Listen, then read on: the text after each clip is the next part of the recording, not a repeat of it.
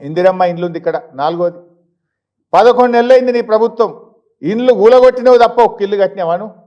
కూలగొట్టిన ఇల్లు మస్తున్నాయి హైదరాబాద్లో. నువ్వు కట్టిన ఇల్లు ఒక్కటి చూపి.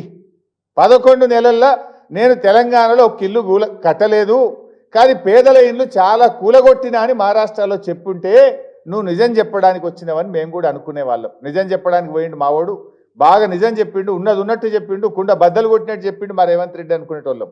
కానీ నువ్వు నిజం చెప్పలే, అబద్ధాలు చెప్పినావు. ఒక్క ఇల్లు కట్టలేను, ఇల్లు కూలగొట్టినావు. 4వ గ్యారెంటీ ఉత్తదే ఇది. ఇకపోతే యువ వికాసం 5వది. ఎవరికన్నా ఒక్కరికన్నా 5 లక్షల భరోసా కార్డు ఇచ్చినవా? నడుస్తున్న ఫీజు రియంబర్స్మెంట్ కూడా బంద్ పెట్టి విద్యార్థులను రోడ్డు మీదకి తెచ్చినావు నువ్వు.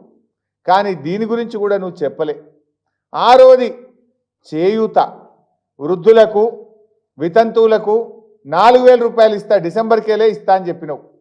మరి నేను వృద్ధులను వితంతువులను మోసం చేసినా 4,000 పింఛన్ ఇస్తా అని ఇయ్యలేదు. ఇచ్చే 2,000 కూడా 11 నెలల్లో 2 నెలలు ఎగబెట్టినా అని నువ్వు చెప్పుంటే నిజంగా నువ్వు నిజం చెప్పినావు అనుకునే వాళ్ళం. ఎందుకంటే ఇవాళ ఈ రాష్ట్రంలో 41 లక్ష మంది పెన్షన్దారులకు ఒక్కొక్కరికి 26,000 రూపాయలు కాంగ్రెస్ పార్టీ బాకీ పడ్డది. 26,000 ఎట్లా అని మీరు అనుకోవచ్చు. 2,000 బదులు 4,000 ఇవ్వాలి కదా. 11 నెలల 22,000 అది. ఎగ్గొట్టిన 2 నెలల పెన్షన్ 2,000 4,000 అది. అంటే 26,000 రూపాయలు కాంగ్రెస్ పార్టీ 41 లక్ష మంది పెన్షన్దారులకు బాకీ పడ్డది అని రేవంత్ రెడ్డి గారు చెప్పుంటే మావోడు నిజం చెప్పిండు మా ముఖ్యమంత్రి అని మేము కూడా అనుకునేటోళ్ళం. నిజం చెప్పలే, నువ్వు అన్నీ కూడా అబద్ధాలు చెప్పినావు రేవంత్ రెడ్డి గారు. అంటే నిజం చెప్పడానికి వచ్చినా అని చెప్పుకుంటూనే అన్ని పచ్చి అబద్ధాలు మాట్లాడిండ్రు. ఇంకో విషయం అన్నాడు, 10 నెలల్లో 50,000 ఉద్యోగాలకు నోటిఫికేషన్లు ఇచ్చినాం, ఉద్యోగాలు భర్తీ చేసినాము అని రేవంత్ రెడ్డి గారు చెప్పాడు. అది కూడా ఒక్కసారి వీడియో చూసిన తర్వాత నేను మాట్లాడతాను.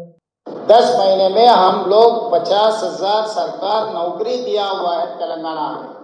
ఇందిరమ్మ రాజ్యం వస్తే 2 లక్షల ప్రభుత్వ కొలువులు సంవత్సరం తిరిగే లోపల నిరుద్యోగులకు ఇస్తాం. నువ్వేం చెప్పినావు? ఇందిరమ్మ రాజ్యం వస్తే 1 సంవత్సరంలోగా 2 లక్షల ఉద్యోగాలు ఇస్తాం. ఇది అడ్వర్టైజ్మెంట్. ఎలక్షన్ల ముందు అన్ని పత్రికల్లో 2 lakh appointments in the first year అని కాంగ్రెస్ పార్టీ ఇచ్చిన అడ్వర్టైజ్మెంట్లు మీరే ఇక్కడ చూశారు. ఇప్పుడు ఆయన స్వయంగా చెప్పిండు, ఇందిరమ్మ రాజ్యంలో 1 సంవత్సరంలో 2 లక్షల ప్రభుత్వ ఉద్యోగాలు ఇస్తామన్నాడు. మరి రేవంత్ రెడ్డి గారు మహారాష్ట్ర పోయి చెప్పాల్సింది నువ్వు 2 లక్షల ఉద్యోగాలు ఇస్తా అని చెప్పినా మోసం చేసిన నిరుద్యోగ యువతను ఆ ఇచ్చిన 50,000కు కూడా నోటిఫికేషన్ ఎవరిచ్చిండ్రు, పరీక్ష ఎవరు పెట్టిండ్రు, ఫలితాలు ఎవరిచ్చిండ్రు, మరి ఎవరు నేను ఉద్యోగాలు ఇచ్చినా అని చెప్పుకుంటుండ్రో నిజాలు చెప్తే బాగుండేది రేవంత్ రెడ్డి గారు. నువ్వు మహారాష్ట్రలో ఏం చెప్పినావు? నువ్వు 10 నెలల్లో నువ్వు నోటిఫికేషన్ ఇచ్చినావా, పరీక్ష పెట్టినవా, హాల్ టికెట్లు ఇచ్చినవా, ఉద్యోగం ఎవరిచ్చిండ్రు? ఇవన్నీ చేసింది బీఆర్ఎస్ ప్రభుత్వం. నువ్వు వచ్చిన తర్వాత నోటిఫికేషన్లు ఇచ్చింది లేదు, ఇచ్చిన మాట ప్రకారంగా 2 లక్షల ఉద్యోగాలు ఇచ్చింది లేదు. ఏ అశోక్ నగర్ సెంట్రల్ లైబ్రరీలో రాహుల్ గాంధీ గారు రేవంత్ రెడ్డి గారు వెళ్ళి మాట ఇచ్చిండ్రో ఆ అశోక్ నగర్ సెంట్రల్ లైబ్రరీకి పోలీసులను పంపించి ఆ పిల్లల ఈపులు కమిలిపోయేటట్టు కొట్టించిన చరిత్ర కాంగ్రెస్ పార్టీది, రేవంత్ రెడ్డిది. ఆ పిల్లల్ని అర్ధరాత్రి పూట ఆడపిల్లల్ని అరెస్ట్ చేసినటువంటి చరిత్ర కాంగ్రెస్ పార్టీది. అడిగిన దానికి ఇవాళ కనీసం సమాధానం చెప్పలేదు. ఈ విషయం ఎందుకో మహారాష్ట్రలు చెప్పవు.